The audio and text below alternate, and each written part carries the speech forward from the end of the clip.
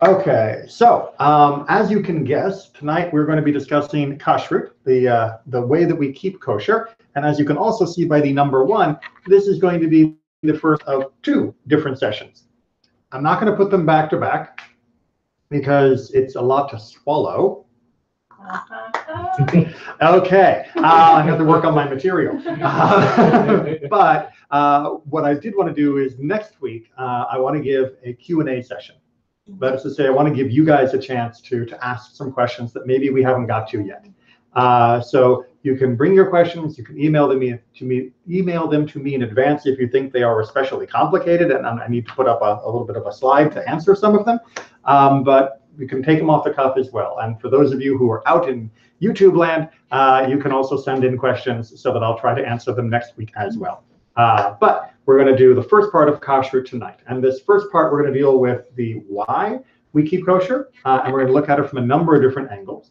And then we're going to look at some of the basic ingredient questions of how to keep kosher. The next section that we do on kashrut will go into more of the details of mixing of meat and milk, or not mixing meat and milk, I should point out, as well as some of the other aspects of keeping kosher, like how we actually slaughter and which parts of the animal are available for use and not available for use, even of kosher animals. And we'll go into that in the second section. But this one is the foundation. So the big question, of course, is why? And in Leviticus, which is where we get the laws of kashrut, we get kind of an explanation, right? I am the Lord your God. Sanctify yourself and be holy, for I am holy, right? For I am the Lord that brought you up out of the land of Egypt to be your God. You shall therefore be holy, for I am holy. I'm holy, says God. You're my people. You follow my rules. You're holy too. End of story, right? Well, yes. In the sense that if that was the only explanation we were given, if God just said, do what I'm telling you about keeping kosher or any of the other commandments, just because you're my people and I'm your God, that would be sufficient for us to feel obligated to follow the commandments. However, there is more to it than that, not in the sense of more justification, but by understanding better the meaning behind the mitzvot, and tonight kashrut, we can get more from it that God wants us to achieve, right? It's not just about us following the rules, it's about how following the rules affects us, that actually generates the result that God wants. God doesn't want just obedience, right? He wants obedience that transforms us. And understanding is necessary before transformation can occur, right? If you just walk through life like a robot, the robots don't exactly get holy, they just follow the rules. And that means we need a little more understanding.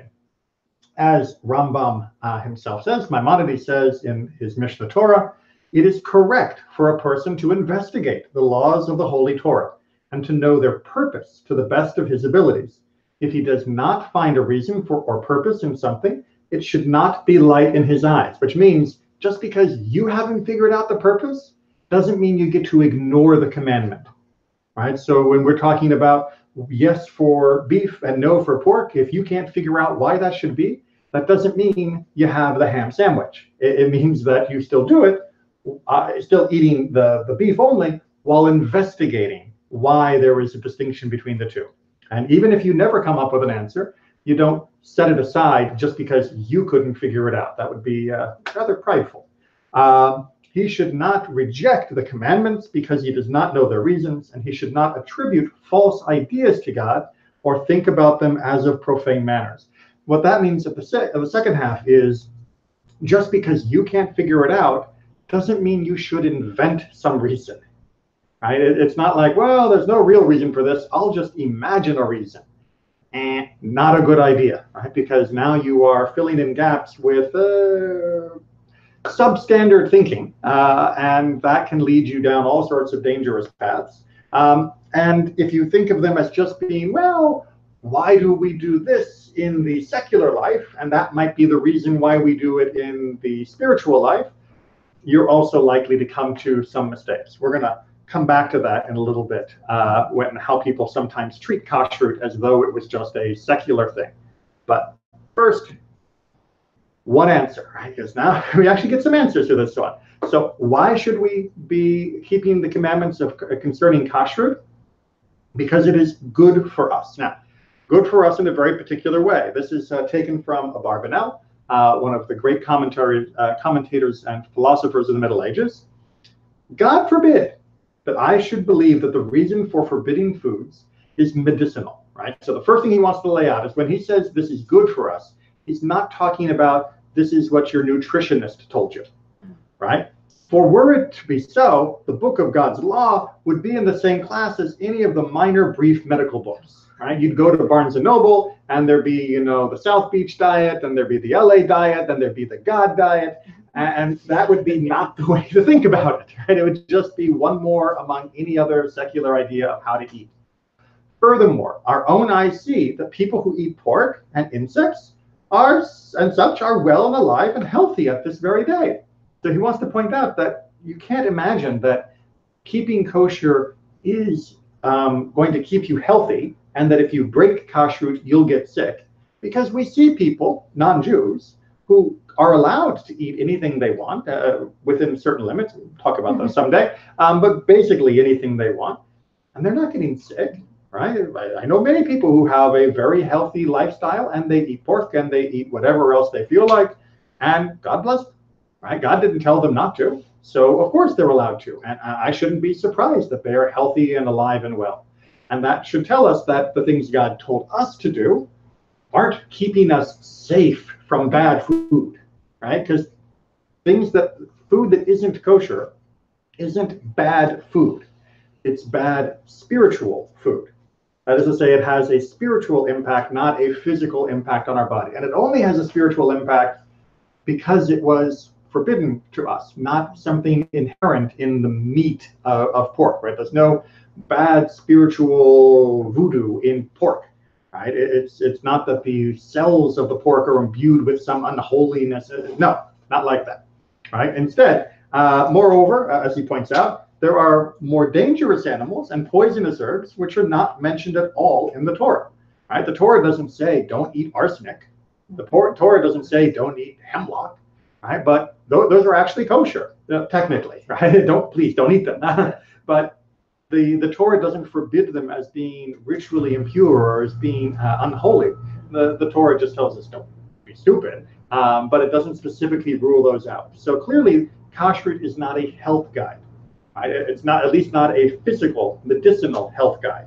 All of which instead, as he points out, points to the conclusion the law of God did not come to heal bodies and seek their material welfare, but to seek the health of the soul and cure its illness. Right? Kashrut is not about making my body fit, it's about making my soul fit. Now, I do need to eat healthy food, and please don't go out and have a horrible, unhealthy eating habits, even if it's kosher. But that isn't why we keep kosher. Right? That's just general common sense. Why we keep kosher is for the health of our spirit. And keeping kosher has an impact on that in ways that are not related to the specific material components of the food that we are eating. Make sense? Okay. Rambam again points us out that the impact this can have on us is the impact that it can have on our own character, the nature of our behavior, of our own in modern terms, we call it psychology. Right? Every commandment of the 613 commandments either imparts to us a true philosophy, eradicates a false philosophy, enforces a rule of social justice, nullifies injustice, bestows stable character traits, or warns against evil traits. Right? So this is his little cheat sheet. If you come across a commandment and you want to know why did God give this to us, you can go down the checklist. You can say, well, if by doing this commandment, am I learning some true idea about God? And if the answer is yes, then that's a good enough reason to do the commandment, right? Or if you're reading, you're saying, would this keep me from doing something that was a wrong idea about God? Also, a perfectly fine reason to have given it as a commandment. First category might be something like reciting the Shema. Right? By reciting the Shema, we are reminding ourselves of a true belief about God's unity and oneness. Avoiding idolatry. That is keeping us away from a very bad, false belief about other gods or about our God, even if we tried to make an idol of our God. Same thing with enforcing rules of social justice or getting rid of social injustice.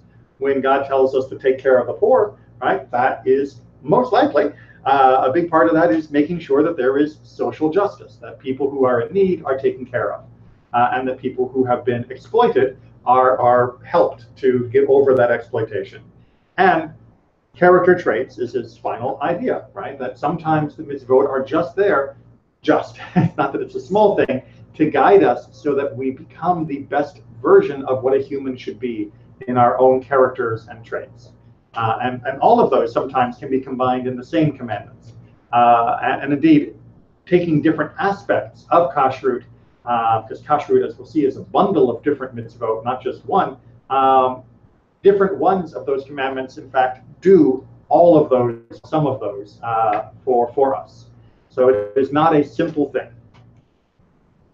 Ramban, not to be confused with Rambam, Ramban goes a little bit further when he gives an example when talking about why is it that we are prohibited from drinking or eating the blood of an animal.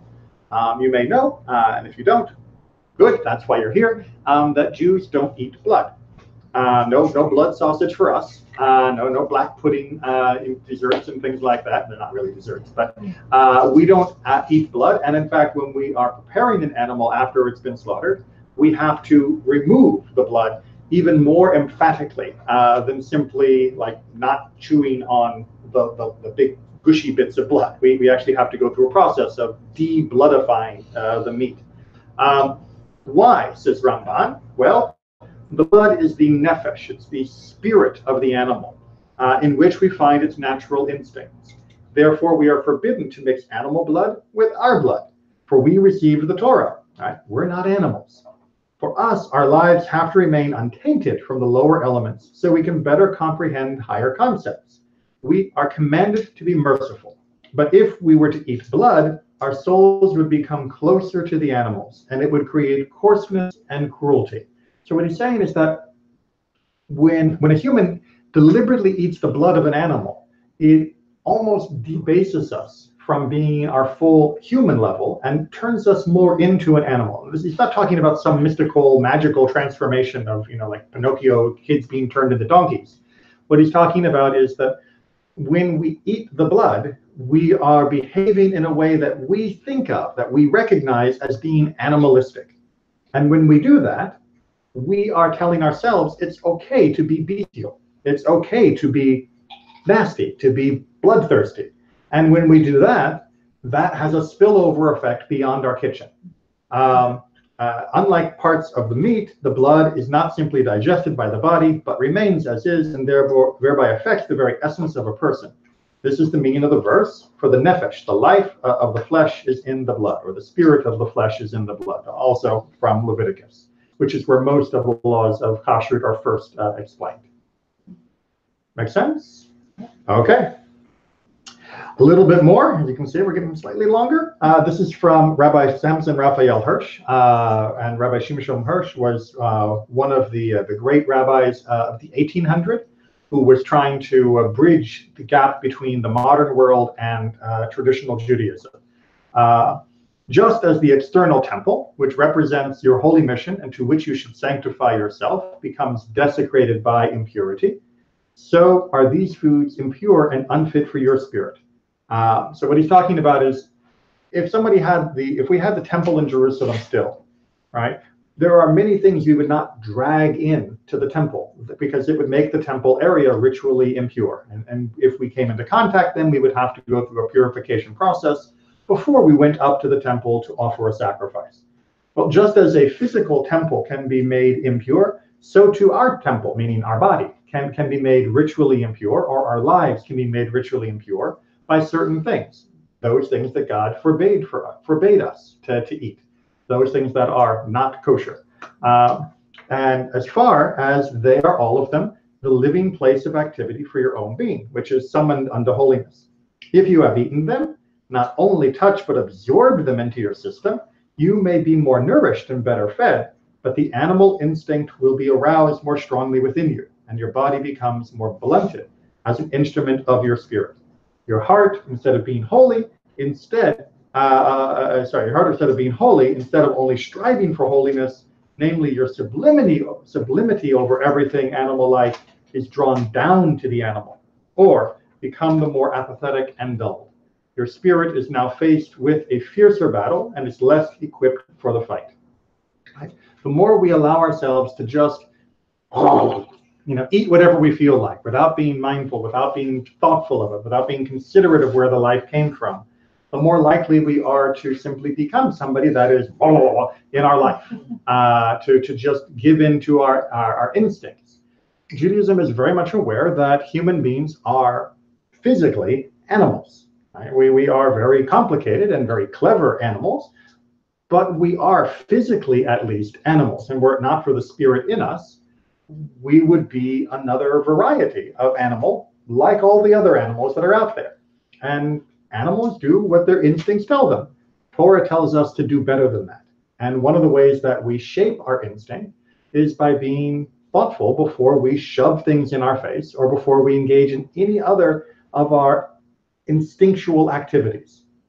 Right? So whether it be the instinct for violence, which Torah limits severely, whether it be our instinct to eat, which the Torah also gives us many limits on, whether it be our instinct to mate or to have children, which the Torah also puts many limits on. The Torah is constantly trying to tell us you can't just go around acting like you feel like, because what you feel like is the animal part of you. You need to shape it and guide it by having these limits placed on it. And by using those limits, you actually elevate the whole of you. We don't leave behind the body. We don't leave behind the good feelings that come with all the things that I mentioned, well, except the violence part. We instead find ways to sanctify them, to make them holy. And that is very much the ultimate goal of Kashrut, as well as many of the other commandments on their primary purpose. But all of them have that at least as a secondary purpose. Making sense? Yeah. Okay. Then there are some other just historical reasons not to do it. For example, many of the laws of Kashrut are tied into many of the activities of idol worshippers in the past. As Rambam points out, again talking about the blood, and know that the blood was very unclean in the ideas of Zava, which was a type of idolatry in the ancient world. And yet they ate from the blood nevertheless, believing that it was the food of the spirits. So they also thought that the spirit, the life, the nephesh, was in the blood, but they, rather than saying, therefore I won't eat it, they said, therefore give me some of that life, right? Let me drain the animal of its spirit and take it in. So they would, when one ate it, he was symbolically joining the spirits and would be able to tell the future. Right? So they use blood as a means of their divination, of their necromancy, and of other types of idolatrous activities. And that by itself would be a good reason for us not to do it, and to say, no blood for me. Keep it off the menu. But going back to our initial discussion from Abarbanel, we don't keep kosher for mundane reasons. Sometimes you'll hear people say, oh, well, you know, the reason why the Torah says don't eat pork is because they didn't know how to cook pork in the ancient world and you can get trichinosis. And, you know, that can be dangerous, but there's really nothing wrong with it. And trust me, our ancestors knew how to cook their food, because if you didn't cook your food right, you did die. So they kind of got that whole part down. It wasn't a health code that they were worried about. Some people would say, oh, well, you know, with red tides, different times, sometimes shellfish are safe, sometimes they're not. So maybe they were just saying, don't eat them. Nope, that's not the way it works, right? A, people did learn quite well how to eat shellfish when it was safe. And B, if you are in a land of limited food, you'll eat just about anything you can get away with, and you'll find out ways to eat it safely. So for us to restrain what we were eating wasn't just because we were afraid of other foods. It was because God had told us not to eat those types of food. Again, you can't just say it's superstitious of, oh, people were afraid of this or they thought it was bad luck. It is a much more complicated and spiritual relationship to that. Ignorantly following tradition, on the other hand, well, I have to admit, there are some people who do that. That is to say, there are some people who keep kosher just because that's how they were raised. And they've never actually let themselves be mindful of why we keep kosher. They do it just to keep tradition. Now, obviously, I'm a conservative rabbi. I've got nothing against tradition, and tradition is the starting place. And when you are a child, you need tradition to help shape you and grow you into a person who does the right thing, even as you learn why you're doing the right thing. We don't let children run feral in the fields until they finally decide to be civilized. We grow them civilized, even if they don't know why we're doing that. And that works for the mitzvot as well, especially for Kashrut.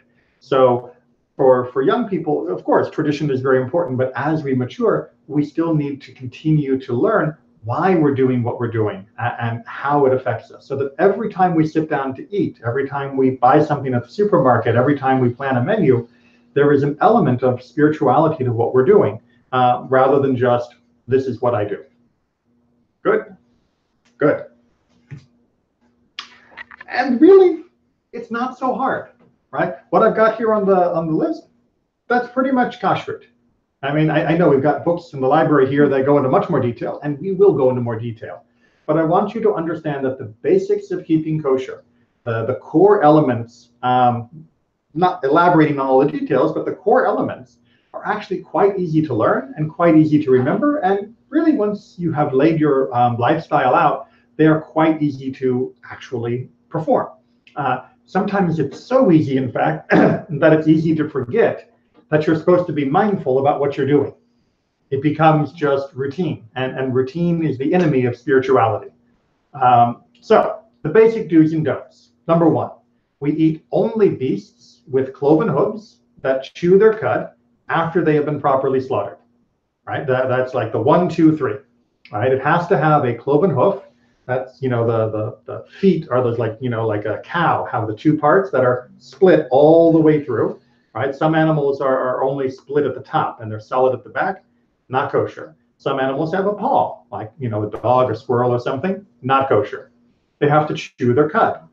This is, for example, why a pig is not kosher. A pig doesn't chew its cud. A cow, on the other hand, will, which is to say, it eats the grass goes into one of its stomachs, and then part of it comes back up, and the cow chews on it again to prepare it for the next level of digestion. That's necessary for an animal to be kosher. So it's got to have those two elements, cloven hoof and chews its cud. And it has to be properly slaughtered. This is why you can't just run down to Publix and buy beef. Even though cow is a kosher animal, the beef that is on the shelf at Publix did not go through the proper slaughtering procedure, which we'll eventually talk about. And therefore, the animal isn't kosher. One of the things that happens with that proper slaughtering procedure is the blood is drained, and certain fats and the sciatic nerve are removed. We'll talk about those in more detail later on. And the meat that's hanging out on the shelves at Publix has not gone through that process. So it comes from a kosher animal, but it's not done yet. You'll notice, by the way, nowhere in here does it say that a rabbi blesses the food. The rabbi does not bless a food to make it kosher. A rabbi might inspect the food to make sure that it is being handled correctly and being prepared and slaughtered and all of that, but there is no blessing necessary to make something kosher. The blessing happens when you serve it, and you actually say a blessing before you eat it, like we talked about in our bracha and tefillah class. Did you have a question? Oh, no, I was always told that. The the kosher means it was blessed by a rabbi. Yep, I know. It is so commonly said. But technically, you don't need to have a rabbi involved in any of the part of the animal production. Shochet, which is an official Jewish butcher, doesn't have to be a rabbi. Just has to be someone who's been trained and very knowledgeable of what they're doing. And indeed, in the ancient world, or even really in the pre-modern world, a lot of people would slaughter their own animals. They had to be trained to know what they were doing and such, but it was not uncommon for someone to slaughter their own animals. And you didn't need to have a rabbi standing by at all. Don't tell people this too much, but you can get through 99% of Jewish life without a rabbi. We don't try to advertise that too much, but it is true. So 2, moving on to birds. Any bird that is not on the Torah's short list of forbidden birds is fine, after, again, proper slaughter and preparation. Now, if you go into the book of Leviticus, you'll find a list of birds that are prohibited. We'll talk about that in more detail when we get to the whole bird segment with more information, but there's a short list. So most types of predatory birds, for example, are prohibited.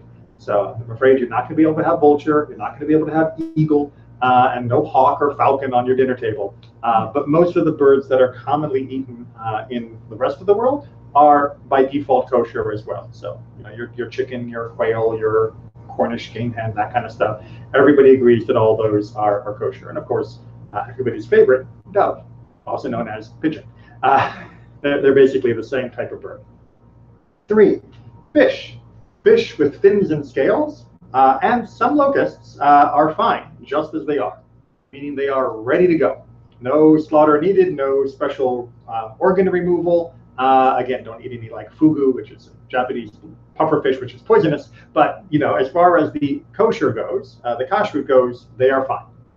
You're looking a little surprised. Locusts? There are some locusts that are kosher. How am I going to know which ones? Okay, we'll come. we'll loop back around to that someday. But there are some communities which have kept alive exactly which locusts are kosher and which ones are not. It has to do with the leg anatomy, and therefore you know which species are kosher and which ones aren't. But yes, some locusts are indeed kosher. Interestingly, as long as we're going down this little tangent, in the modern world, you know that there was a lot of concern about the current meat production system, that it can put a strain on the environment, and there are issues of how the animals are treated, as well as just how much acreage you need in order to raise an animal. One alternative to beast-based protein is insect-based protein. And quite frankly, I would love if an aspiring entrepreneur out there wanted to start raising locusts in mass in industrial type facilities, which is what I know they're doing with crickets and some types of grasshoppers. If they get the kosher varieties, we could have little locust, candy bars. Chocolate covered locusts. Well, or you can actually use them as a full protein supplement instead of using meat from other animals. But I haven't heard of anybody going down that road, and if someone wants to do it, I'm not even expecting a cut. Please do it just for the sake of kashrut of the world. Fins and scales is the part that is more common for us to worry about. Most of us are more worried about our fish than we are about our bugs. But that will put into available most normal fish that you can think of. Your trout, your salmon, and things like that. They are all fins and scale type animals. And when you talk about scales, we're talking about something that actually, when you rub your hand along it, the scales will come off. That's why shark, for example, is off the list. It's why catfish is off the list. Even if the skin looks scaly, if it's not scales, then it's not a kosher fish. But most of what you would consider a normal fish is kosher fish. This is also, of course, why things like lobsters, clams, oysters, shrimp, and all of those other types of shellfish are off the list. Which, by the way, although people don't think about it, they're basically the equivalent of cockroaches in the water. And for some reason, when they're in the water, people will eat them, and when they're on land, people go yuck and hit them with a newspaper. But that is just the way human beings are. We eat what we're used to. Plants and minerals of all type are acceptable. Have as much salt as you like. It's not even food. It's a mineral. And if you want to eat kale, go for it. If you want to eat broccoli, go for it. It's between you and your mom. It's not my job to tell you that you have to or don't or couldn't. All plants and all minerals are perfectly fine. Just stay away from the poisonous ones. Also, meat and milk don't go together. We will come back to a lot more of the details on that in a later discussion.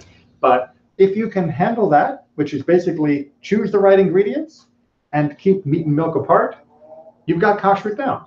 That is all that is really necessary. Now, how that all works in more detail, well, that's what the rest of this evening is about and the next section. So, as you can see, there are sort of a bundle of mitzvot. Kashrut is not any one mitzvah. It is a whole collection of mitzvot. You have kosher species that we have to pick from, right? You have to pick the right animal and avoid the wrong animals. Doing that is one act in getting food from something out there in here. Killing, right? How we take care of the animal or plant, how we move it from being out there towards me That is another step in the process and a separate mitzvah. So someone might get the first step right and they get the second step wrong. They haven't failed 100%. They are partially correct, right? And you get partial credit, which, by the way, is one of the important ways to train yourself towards keeping kosher. When as I mentioned before we began, I was raised without being taught to keep kosher, and that was something I chose to do in my late teenage years and then through university. And I didn't do it all at once. Right? I began in steps, by eliminating things like pork products, and then eliminating shellfish, and then eliminating things like meat and milk on pizza together, or cheeseburgers and things like that. And the final step for me was finally only eating kosher meat. That is to say, meat that had actually been slaughtered properly, the blood removed, etc. So it took a while for me to not just learn, but to really accept and embrace all the different aspects of keeping kosher. And that made it a more natural process. And as I joked before, it made it easier to swallow. So when you're starting with no keeping kosher, sometimes doing it in steps and stages will be helpful. Again, the kosher preparation is a separate step, as is the actual kosher cooking, the separation of meat and milk in particular, which, as I said, we'll talk about in part 2. Good. You can visualize kashrut in a sort of hierarchical way, which is to say that the closer something is to being human, the more restrictions there are on how we can eat it, or even the number of things in that category that we can eat. So beasts, things like cows and horses and dogs and cats and all of that, the number that we can eat is quite small, right? Most land animals are off the table, right? Primarily it is domesticated or semi-domesticated animals like deer that are acceptable for being kosher. And when we prepare them, it is very complicated, right? The slaughter is very complicated. The preparation and inspection is very complicated.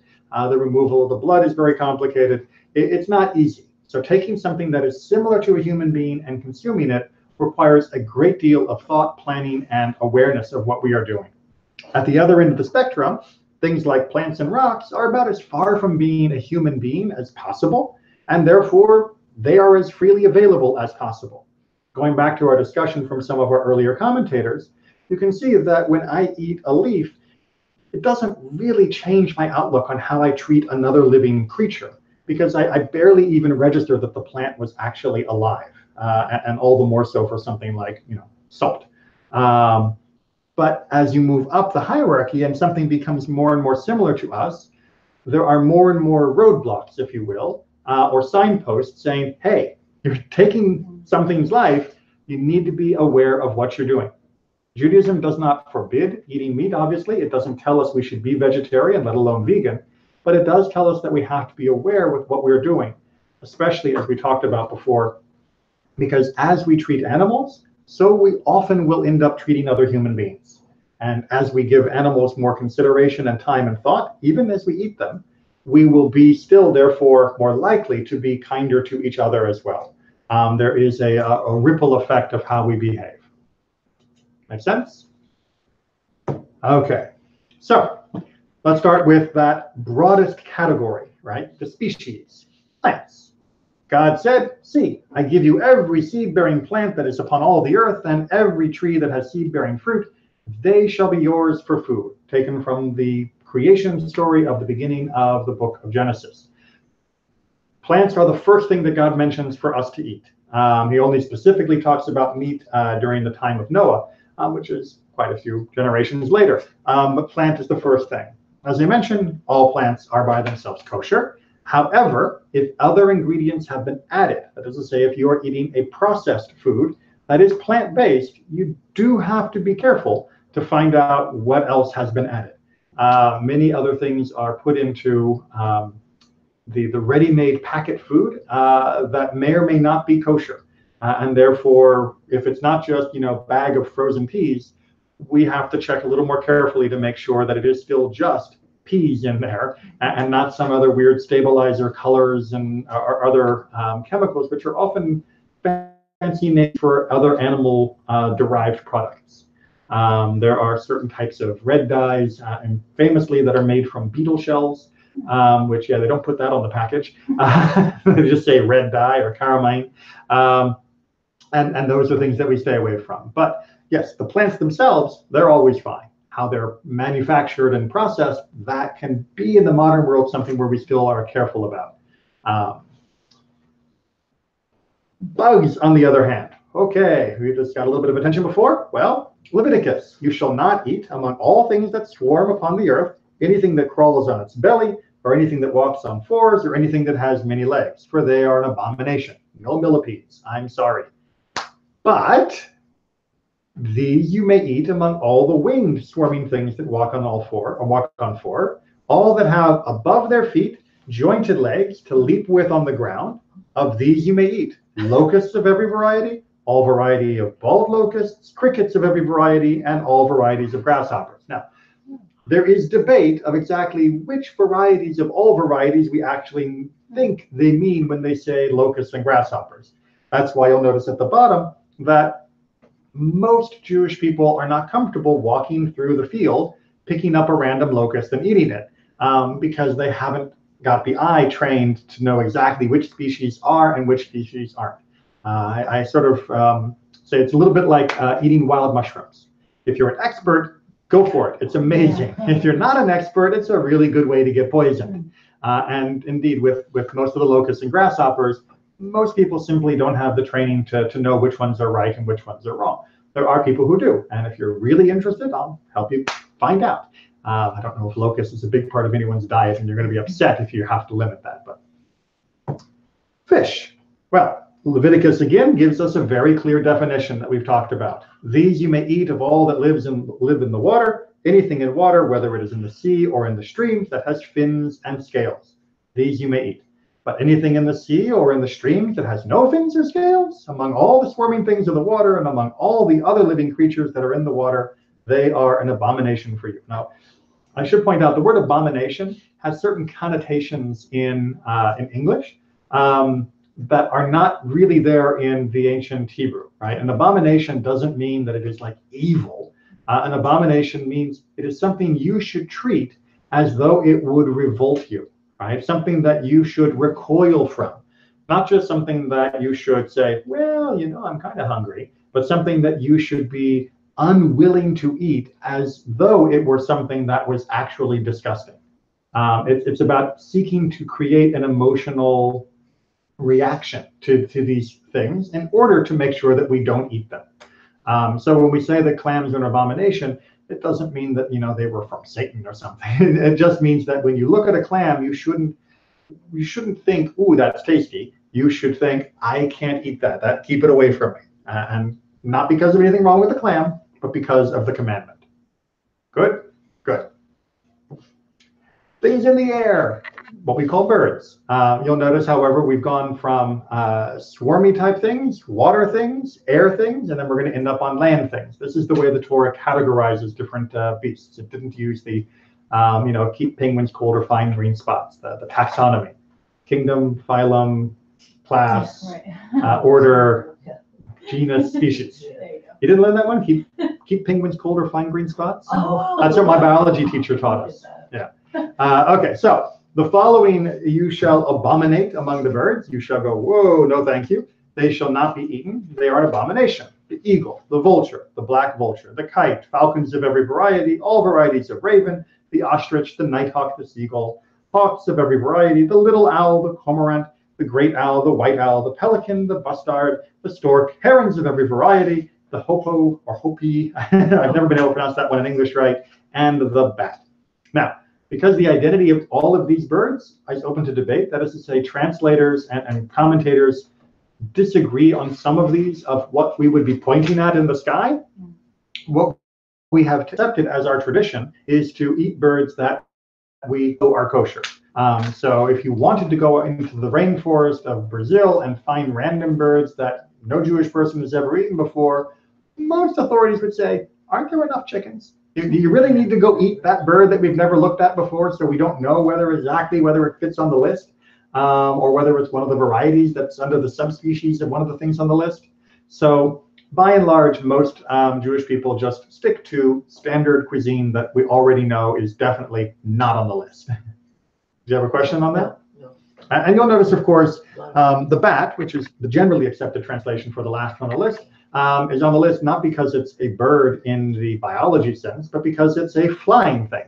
And so therefore it fits the air category more than any other category. Right? They weren't worried about mammal or avian or whatever. They just wanted to know, does it fly? Does it swim? Does it walk? And they weren't concerned about things like butterflies, for instance, because there are other creatures, but maybe people didn't. The butterflies would have been under the swarming category. Like the locusts and beetles, whereas the bat was clearly not a bug. It wasn't a swarmy type thing, so therefore it fell into this category. Now, it's not easy to make categories. Land creatures, again from Leviticus.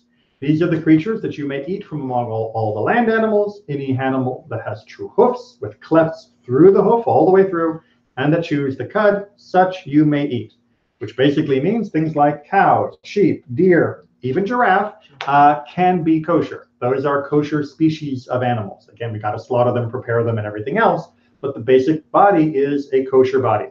On the other hand, things like pigs, camels, horses, dogs, rabbits, cats, squirrels, or even guinea pigs are not kosher. Although all of those are eaten some quite commonly, depending upon what country you might be living in. Just don't tell the guinea pigs we have at home. Don't want to traumatize them.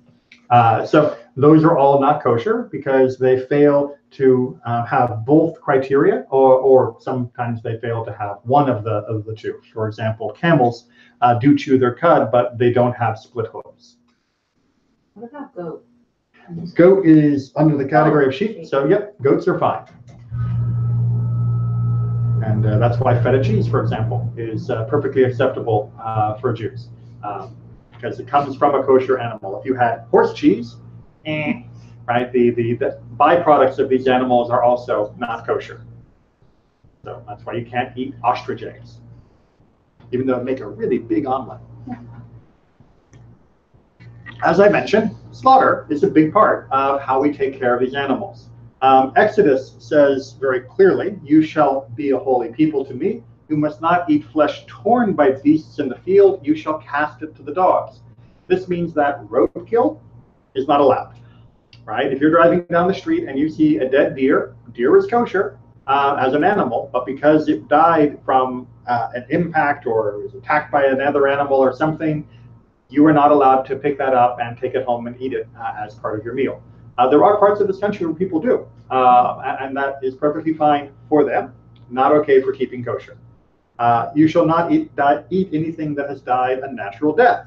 Give it to the stranger in your community to eat, or you may sell it to a foreigner. Right? So if your cow gets a cold and drops dead, sorry, you're not allowed to eat an animal that has died of natural causes. Instead, the only way you can eat an animal is if it has been slaughtered, which we see in Deuteronomy again. If the place where the Lord has chosen to establish his name is too far from you, you may slaughter any of the cattle or sheep that the Lord gives you, as I have instructed you, and you may eat to your heart's content in your settlements. There was a time when our communities were so small that everyone would go to the Mishkan, the altar, in order to slaughter food, even when it was just for like going to be meat for your meal, rather than a sacrifice. Eventually that became unfeasible, and people began to do slaughter in their own neighborhoods. Rather than trekking all the way to Jerusalem to prepare your dinner. I should point out, if you're not familiar, that in the ancient world, people did not eat meat as commonly as we eat meat. Right? We are very, very lucky of how much protein we can get from animals so easily in our modern world. And when you go looking at kosher meat, you may not think it's so easy because you'll see the price. But it's still, the availability is just so much more common than it was even just 100 or 200 years ago. So many people in the ancient world would have meat only a few times each year, or if they had meat a little bit more often, it would be in the form of some sort of stew mix kind of thing, rather than a big roast or a slab of steak. So the instructed you means that there are Jewish requirements for how the slaughter works. It isn't just that we slaughter an animal. We have to slaughter the animal in a very particular and very precise way. So it's not only that the animal must die from slaughter, the animal must die from the correct slaughter. And if you get the slaughter wrong, then the animal is not kosher. And in fact, this is just because it's a little timely. Just recently in Europe, some of the countries are beginning to ban the way we slaughter animals. They are requiring other preliminary steps to be taken, they think, to avoid animal suffering. There's a lot of debate on that, but the net effect has been that both Jews as well as Muslims are not going to be able to slaughter their animals in many of these countries if these legislation continues to spread. But what does Judaism actually say we should do? Well, Shulchan Aruch, again, one of the great Jewish law codes, says there are 5 halakhic requirements that the shochet, the butcher, is obligated to ensure in the performance of shchita. Shchita is the Jewish term for slaughter. And you can see that shochet and shchita come from the same root word. That's one of the neat ways of Hebrew works. So, 1, there should be no interruption in the incision. That means that when the animal is slaughtered, the hole of the knife has to be a continuous slice, right? No, right? No back and forth sawing through an animal's head. 2, there should be no pressing of the halaf, the knife, against the neck. This would exclude the use of an axe, hatchet, or guillotine, right? The knife has to cut through, not be shoved through the animal's neck. This ensures that it is a smooth, clean, and rapid incision without causing other trauma or damage to the animal. And in fact, when, as we'll see, the knife is properly prepared and done, does create an instant loss of blood pressure to the brain and an instant unconsciousness to the animal. One reason why when people want to impose other restrictions on how we do slaughter, the animal drops unconscious immediately, because when the kosher slaughter happens, both the artery and the vein opens up and everything that is in the brain drops out and nothing is coming to replace it. So there simply is no way for the animal to be conscious. 3, the halaf, the knife, should not be covered by the hide of the cattle, which means you shouldn't be cutting through multiple layers of skin, right? The throat has to be smooth and exposed. Or the wool of the sheep or the feathers of a bird, and therefore the halaf has to be of adequate length. The knife, that means, has to be long. So you're not cutting this with like a box cutter, right? The knife has to be big enough to be able to go through all the way into the neck and still not be covered over by the flesh of the animal or its coverings. 4, the incision must be at the appropriate site to sever the major structures and vessels at the neck, right? You don't just start wherever you feel like. It has to be correctly spaced to make sure that you get everything in one flow. And then, of course, 5, there can be no tearing of the vessels before or during the shechita process. This means that the knife has to be fantastically sharp, right? That no serrated blades. We don't do that. No chainsaws, which, yes, some actual non-kosher people do use for slaughter and mutilation of the animal. There's other places that use pneumatic pistons. It's like a hammer that has like a metal rod, and you put it against the animal's head and you pull the trigger and it just goes punk, and it's supposed to hit the brain and kill it. But sometimes you miss and the animal is not quite dead. It's very ugly. This means that you have a razor sharp knife that has to be perfectly smooth, no nicks on the knife at all, that it's tested, stroked against the back of the fingernail to make sure there isn't even a bump in the knife. And that means the slice can be surgically done so that the animal dies quickly, painlessly, and with the greatest loss of blood possible, because again, we don't like blood. Make sense? Yeah. Okay. As I said, we don't like blood, right? It says multiple times throughout the Torah, you must not consume any blood, either of bird or of animal, in any of your settlements. Anyone who eats blood shall be cut off from his kin. Which is from Leviticus, but it's also mentioned in Genesis, Leviticus 17, and Deuteronomy 12. God really wanted to make sure we understood this.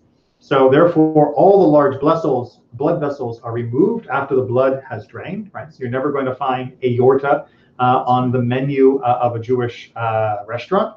The meat is also salted and soaked to remove the rest. This is something that is done now, usually by the butcher and manufacturer. In not too distant a past, even when I was little, this was done in the home. You would go to the butcher, you'd buy the meat, and then you would bring it home, and you would have to soak it, and then you would salt it, and the salt would drain the blood out, and then you'd rinse off the salt, and you do this multiple times to make sure that the blood was fully pulled out. And once you had done it the proper way and the proper number of times, you were good. Right? We didn't actually require microscopic analysis to make sure that all blood was gone. We made sure that we had done the correct procedure. I bet you remember that too. I did it. Yeah. When we first married, I would, yes, soak it in water, and they had soak it in salt. Yeah. It's a lot easier now, isn't it? Absolutely. Yeah. Broiling can also be done. That is to say, you broil and you rinse, and because the broiling process of the meat causes the blood to bubble up out of it, it also gets rid of the blood. And in fact, that's the only way that you can kosher liver. Because liver is a giant blood sponge, no amount of washing and salting is ever going to be good to get rid of it all. So the liver is broiled to expunge all the blood, and then that's how you get lovely chopped liver. Meat and milk. Okay, so this is the one that causes a lot of confusion. In the Torah, 3 times, you shall not boil a kid in its mother's milk is mentioned. Deuteronomy, Exodus 23, and Exodus 34. Now that word kid, right, is not talking about like, child. That's kid meaning baby goat kid. Is not meant as a specific animal, but it's simply a general rule, right? If it's an ox, if it's a sheep, if it's a goat, it's still, you don't mix them together, right? There's no difference if it is in the milk of the mother or of another domesticated animal. Rather, the verses refer to the common case, right? The Torah will often say laws in the manner in which they were usually practiced before the Torah forbade them.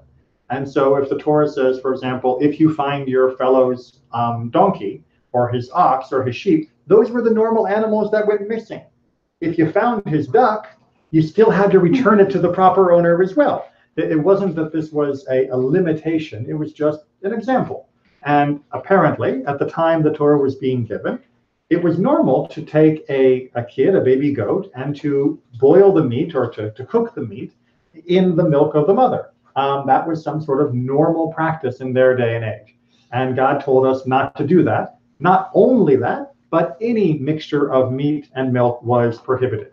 And so we maintain that. That's why there is no such thing as a Jewish cheeseburger where you have both beef and cheese. You can put vegan cheese on it, or you can do vegan meat and have real cheese on it, but you can't have real meat and real cheese together. Sorry. I once heard somebody talking about the fact that milk represents life. That's what feeds the child. Whereas boiling it represents death. Right. So there are many different interpretations, again, of mindfulness about why we would keep these separate. Yes. And that's one of the things that we can continue to explore forever, to look at different angles of why this was prohibited. But just want to make sure we understand that That's it. And when it says, do not boil a kid in its mother's milk, it wasn't trying to be super specific. It was just saying, don't do the normal thing in any way, right? Not the normal way, or even in varieties that are similar. Which leads me to something that a lot of people get very confused about. Birds and milk, right? It is forbidden to partake of it, meaning of poultry, together with milk, according to rabbinic law, so that people at large will not be negligent and come to violate the scriptural prohibition, right? So your chicken with Parmesan, nope, we don't do that. We don't do that. Now, does the Torah say don't eat chicken with cheese? Well, the Torah didn't know chicken. There were no chickens at the time of Moses. I know it's hard to believe Moses never had chicken soup, nor did almost any of the sages in the Talmud likely have chicken soup either. Chicken is a fairly recent domesticated bird for Asia and Europe, because chicken came originally from the South Pacific, from the Polynesian area. I know, one of those cool things.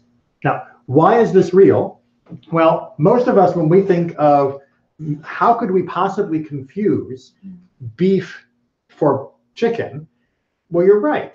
Beef and chicken don't really look much alike. However, there was a real confusion about mixing up the meat that did look alike. Which one is bird? Which one is land animal? Yeah, that's the. Yeah. So this is lamb and duck. Oh. Right? And lamb and duck look a lot more like each other than we tend to think. And in the classical time, that was more likely what we were eating. We were eating game hen, duck, other types of wild birds. Like I said, chicken did not come with its beautiful white breast domesticated food, and turkey was centuries later. And so most birds were dark meated. And that meant that it really did look very similar to most of the other type. And again, most people did not eat giant steaks of meat. Most people ate cubed meat, if they had any meat at all. They had the shreds that were left over from whenever they last had their big feast. And that really was very easy to confuse. And that means if you are likely to confuse the meat of a sheep with the meat of a bird, then if you keep milk away from both of them, you're guaranteed not to slip up on this issue. And more importantly, you're guaranteed not to mislead other people, because someone looking over, looks at your plate and says, "Wait a minute, are you eating milk and meat?" And just keeping it, completely error-free was a very important consideration. All right, and I believe, as you can see, as we go through the processing, it gets even more confusing of which one is which. Thankfully, in the modern world, despite the blessing that manufactured food has brought us, it also means that we are further from our food sources than ever before. It used to be that if you got milk, you got it from your neighbor or the dairy farmer down the road. You knew the person you got your milk from. You knew the person who was slaughtering your cow. You knew the person who was selling vegetables. And that was it. And you walked to the market each day, or maybe a couple of times a week, and you got what you needed and you were fine. Nowadays, we have canned food that has a shelf life of 500 years. And the question becomes, how do I know that something that was made in China, something that was made in Montreal, something that was made who knows where, is kosher? It may look like it's kosher, but I don't know what's inside that can. And even if I open it up and look at it, can you spot the difference between a can of kosher meat and a can of non-kosher meat? Of course not, right? They are biologically indistinguishable. And so we have developed a system known as a hechsher system. A hechsher means that somebody has made a kosher inspection and has signed it. In the old days, that was what they would do. They would sign the product. Nowadays, they put a stamp on the product. And the stamp tells you this has been inspected, it is definitely kosher, and you can eat it knowing that you are still following the mitzvah. And there are many, many different stamps, because there are many different organizations, not just in America, but around the world, that handle the inspections. We were recently in Japan visiting where Penelope and I had met, and we were talking with one of the local rabbis there who does a lot of kosher inspection work. Most of the work he does is at the very bottom of the food chain for some of the processing chemicals and things like that.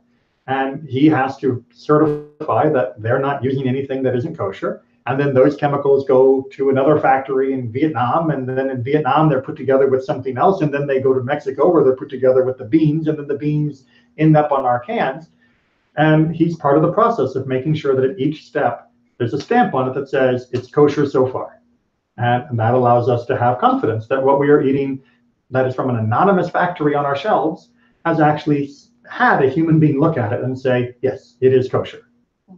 And it's a system that has allowed us to engage with the modern world. Without that, we would be reduced to eating only things that we grew or our neighbors grew, or having to work out a deal with a local farmer, because otherwise we'd have no way to trust that this anonymous food in our supermarkets was kosher. So.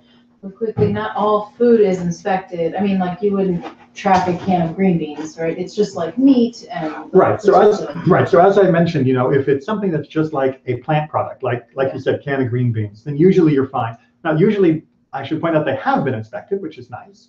You'll find usually one of these are the main American inspection agencies. You usually find them on the can of green beans for most brands.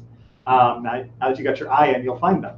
OU is probably the most common. Star K is also very common in this particular this area of the country, and you'll definitely know. But yes, if you were to come across a bag of carrots, and you would be perfectly fine. And all the more so if you come across a fresh bag of carrots. You're in the fresh produce section. By all means, pick up a bag of carrots or whatever else you're looking at for your veggies or fruit, and you're good. Should point out, because we don't eat bugs, you do have to make sure that you check and clean your veggies and fruit, so that you're not eating any bugs. I'm sure you're already probably not interested in eating bugs, but it is something that can sometimes be overlooked. I remember one time we were part of a farm co-op where we would get a box full of veggies from the farm every month. And they definitely were not as good at pre-packaging and cleaning their food as the supermarket was. And so that required a lot more effort to make sure that everything was A-okay. Good? Okay. So as I said, we will have a Q&A next week. Like you can send in questions in advance or just whatever comes up on the evening. And then the week after, we'll do kosher part 2.